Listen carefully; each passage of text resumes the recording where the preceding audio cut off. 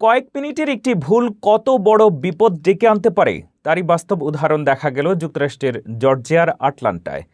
Instacart delivery দিতে গিয়ে চালু অবস্থায় গাড়ি রেখে নামেন এক মা। ফিরে এসে দেখেন গাড়ি নেই, আর ভেতরে রয়েছে তার 2 বছরের শিশুকন্যা।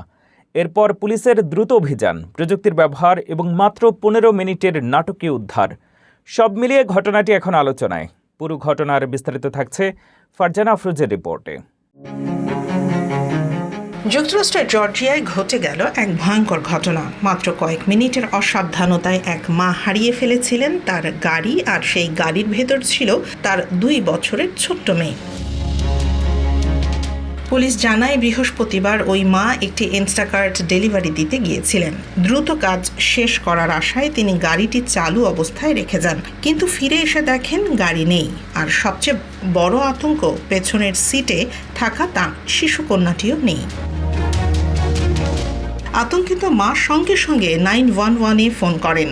পুলিশ দ্রুত অভিযান শুরু করে। আটলান্টা পুলিশ জানায় শহরের লাইসেন্স প্লেট রিডার প্রযুক্তি ব্যবহার করে মাত্র 15 মিনিটের মধ্যেই চুরি যাওয়া গাড়িটির অবস্থান শনাক্ত করা হয়।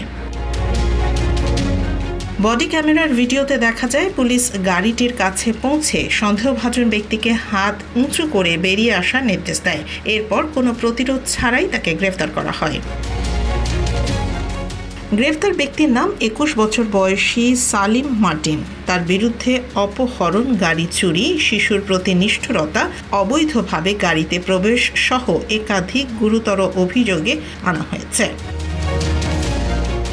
উদ্ধারের সময় শিশুটিকে কান্না করতে দেখা যায়। পুলিশ কর্মকর্তারা তাকে শান্ত করেন। পরে শিশুটিকে সম্পূর্ণ সুস্থ অবস্থায় তার বাবা মায়ের কাছে ফিরিয়ে দেওয়া হয়। পুলিশ বলছে প্রযুক্তির দ্রুত ব্যবহার এবং কর্মকর্তাদের তৎপরতার কারণেই বড় ধরনের বিপদ এড়ানো সম্ভব হয়েছে। তবে এই ঘটনা আবারও সতর্ক করছে, গাড়ি চালু রেখে কখনোই শিশু বা মূল্যবান জিনিসপত্র একা ফেলে যাওয়া উচিত নয়।